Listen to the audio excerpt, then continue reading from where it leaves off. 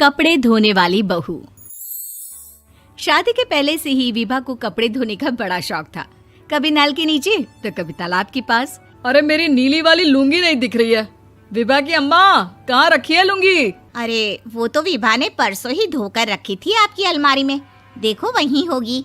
वो ना मैंने आज धो दी, मुझे लगा कि गंदी हो गई होगी। अरे कैसे गंदी हो गई थी? उसे तो मैंने पहना भी नहीं। हे भगवान, इस लड़की के कपड़े धोने की आदत से परेशान हो गया हूँ मैं। जितना तो घर में राशन नहीं आता, उससे कहीं ज्यादा डिटर्जेंट पाउडर का खर्चा है। इसकी शादी करवा दो, शादी जाए अपने घर में ही करे काम, फिर चाहे घर के कपड़े धोने हो या पूरे गांव के। हाँ ठीक बोल रही हूँ, देखता हूँ मैं कोई लड़का। वो दिन भी आ जाता है जब विभा को देखने लड़के वाले आ जाते हैं। लड़की मुझे अच्छी लगी। होने वाली सास कहती है, बेटी अगर कुछ पूछना है तो पूछ लो। वैसे तो हमारी लड़की बहुत ही शर्मीली है, जो बोल दो वो मान लेती है, इसे क्या पूछना होगा। अरे कैसी बात कर रही हो माँ, मुझे इन लोगों के घर रहना है, सवाल तो कई है। हाँ हाँ बेटा, पूछ लो ना, क्या पूछना है। आप लोगों के घर कपड़े कौन धोता है? सास का मुंह बन जाता है। देखो, अगर तुम ये कहना चाहती हो कि तुम्हें कपड़े धोने नहीं आते तो सुन लो, कपड़े मैं ही धोती हूँ, लेकिन तुम्हारे आ जाने के बाद मैं रुमाल तक नहीं धोऊंगी। अरे चुप रहना भाग्यवान, बहू बेचारी घर आई नहीं, उसे डराना शुरू कर दिया। वो क्या है ना बिटिया, अभी तक तो ये कल्लू की माँ ही धोती थी, लेकिन अब तुम्हारे पापा तो दहेज में वॉशिंग मशीन देंगे ही। तभी विभा की माँ बोल पड़ती है, सवाल भी पूछा तो क्या। वैसे भाई साहब, मशीन की तो फिर भी कपड़े धोने की कैपेसिटी होती है। मतलब जो बिटिया दे रहे हैं ना विभा, इसे कपड़े धोने का बहुत शौक है। ये आप लोगों के क्या, आस पड़ोस गांव मोहल्ले सबके कपड़े धो दे और उफ तक ना करे। बाहर देखा नहीं आपने कितने कपड़े सूख रहे हैं? सब हमारी बिटिया ने ही तो धोए हैं। बस भी करो ना माँ, शर्म आ रही इतनी तारीफ सुनकर। और तो और एक दाग निकाल कर दिखाओ तो मान जाऊं। हाँ अच्छा, माफ करना बेटा, मैंने गलत समझा।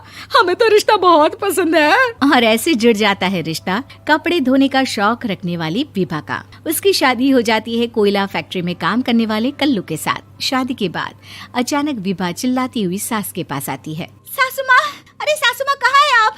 ये तो धोखा है, धोखा दिया आप लोगों ने मुझे। इसे ससुर के चक्कर के बारे में पता चल गया। अरे तो उसमें तुझे क्यों धोखा मिला है? अरे नल में पानी नहीं आता, कपड़े कैसे कब धुलेंगे? अच्छा, तू पानी नहीं आ रहा उसकी बात कर रही है। तो आपने क्या सोचा? कुछ नहीं। अच्छा, तेरी माँ ने कहा था कि कपड़े धोने का शौक है तुझे, याद आया मुझे। शौक बोलकर कपड़े धोने वाले मेरे जुनून को कम ना आके सासू माँ, कपड़ा धोना मेरा गुरूर है।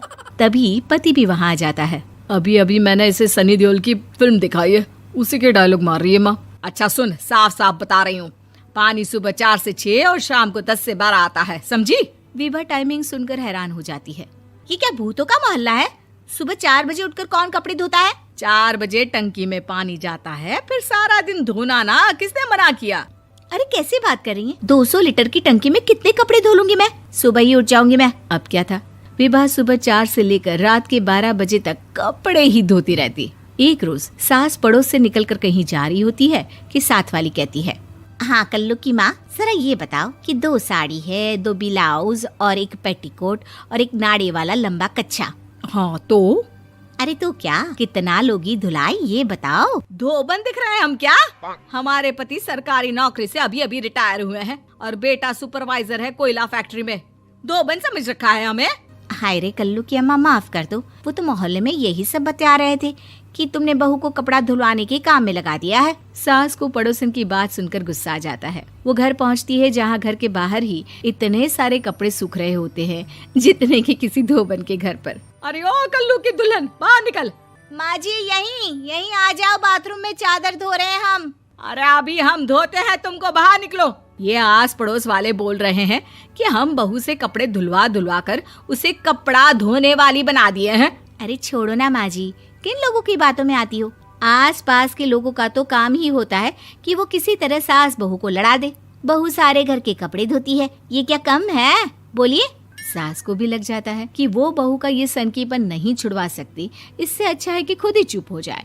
एक रोज सास और बहू मंदिर जाते हैं, जहाँ सास की साड़ी वहाँ खड़ी भीख मांगने वाली से मिलती है। माँ जी क्या बात है, आपकी साड़ी उस भिखारन से कितनी मिल रही है ना? हाँ हाँ, देखो तो दोनों की साड़ी मिल रही है। क्या बात है कल्लू की अम्मा, तुम खुद को तो अफसर की बीवी बताती हो और ऐसी सिंपल सी प्लेन साड़ी पहनकर घूमती हो। सिंपल और प्लेन नहीं है ये साड़ी। तो क्या सोने के धागे से फूल बने हैं?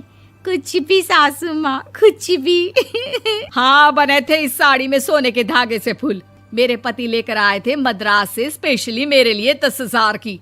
ताहे भाई साहब इस भिखारन के लिए भी सेम टू सेम साड़ी लेकर आए होंगे 10,000 की।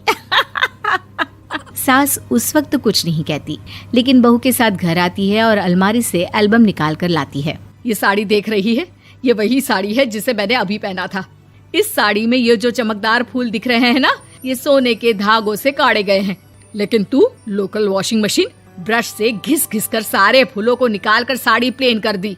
मुझे माफ कर दीजिए सासू माँ। और तो और, जब मैंने तुझे तेरी गलती के लिए कुछ नहीं कहा, लेकिन तूने तो सबके सामने मेरा मजाक ही बना दिया। क्यों? बहू को समझ में आ जाता है कि अब से उसका कपड़े धोना बंद।